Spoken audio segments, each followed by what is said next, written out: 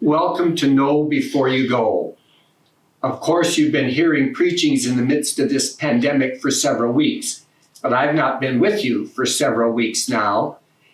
Our context, however, has not significantly changed.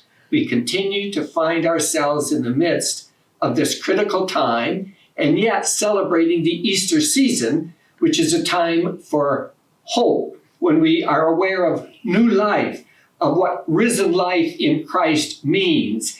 And during the past Sundays, we've heard very different resurrection stories of how Jesus appeared to Peter and John and then to Mary Magdalene. And today our resurrection story is the well-known one of these two disciples on the road to Emmaus. What is common between our experience today, to some degree, and what we find recorded in these resurrection stories is the transposition that those disciples went through from a time of incredible grief to confusion to Easter joy, as we call it.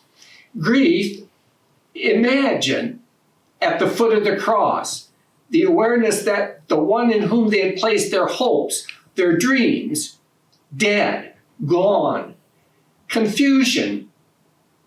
What do we make of this? What meaning is there in this? Where do we go from here? And then the awareness that what they thought had happened was not the whole story. There was more to it, and all the resurrection narratives are giving testimony to the awareness that, in fact, Jesus is alive. So likewise for us, if we come back to where we are for a moment, we find ourselves in the midst of a crisis. People experience it in a wide variety of ways. There are those who have lost someone dear to them, thousands. And there are families grieving, and there are those who are frightened, anxious, fearful. They have the infection, and others worrying, will they get it before this is over? A time of tremendous grief, anxiety, fear, worry, which leads to a lot of confusion. What sense do we make of this? What are we to do? What will happen next? It certainly is a time of incredible uncertainty. We don't know how it will unfold for sure. When should we lighten up some of the restrictions that we have? What will happen to the economy? All of these are questions with which we wrestle, and no one has the answer to them. And yet, if we come back to the Easter story, we realize that out of that tremendous grief and time of confusion, there emerged new life. And it's that towards which we look. It's not a question of new life in the sense of life as it was before, but something incredibly new is on the horizon. And you and I don't know yet what it is, what it will look like. All we do know is that we find ourselves in God's hands. And to some degree, that's one of the lessons that's there. We realize that our lives are really beyond our control. Ordinarily, we live as if we are in charge, but we suddenly discover that we no longer ourselves are in charge. If we go for a moment to that actual narrative of the story on the way to Emmaus, think of a couple of the well-known lines that are there. Jesus comes up to them. They don't recognize him. They become downcast, it says. They stopped, became downcast, and asked him the question, are you the only one who doesn't know about these things? In other words, they are grieving. There's the loss.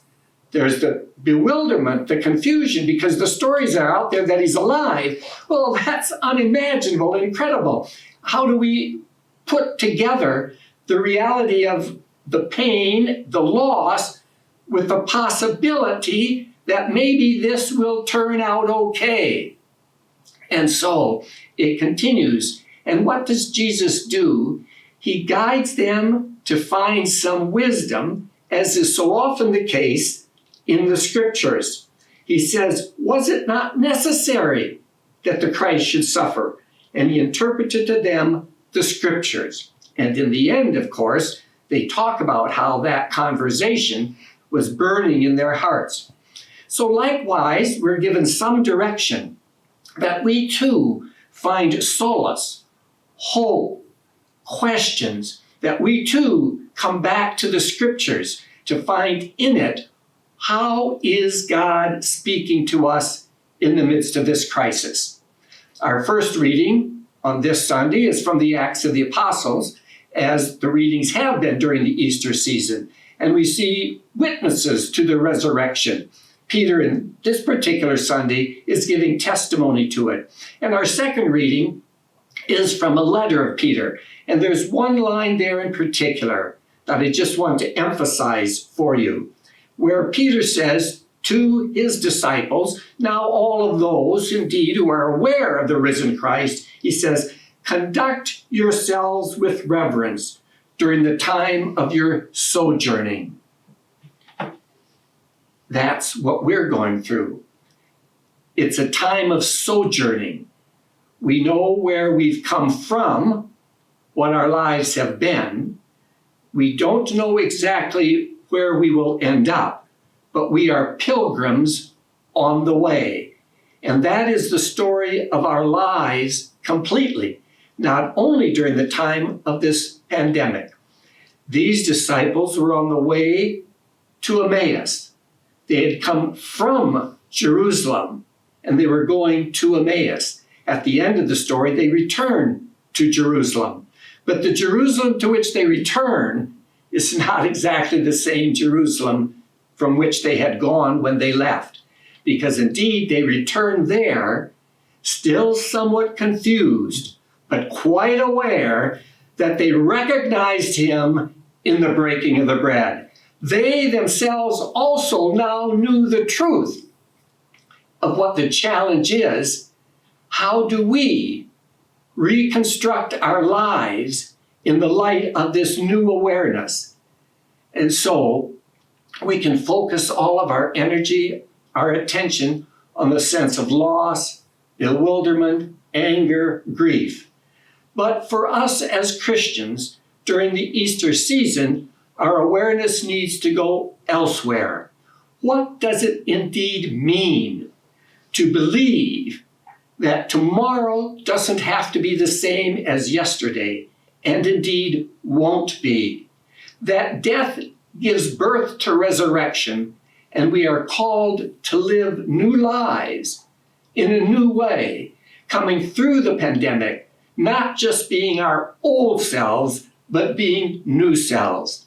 What does it really mean for us to live the risen life in Christ now, here, in this world, at this time? That's the challenge, and there is no reason to be afraid because God is with us.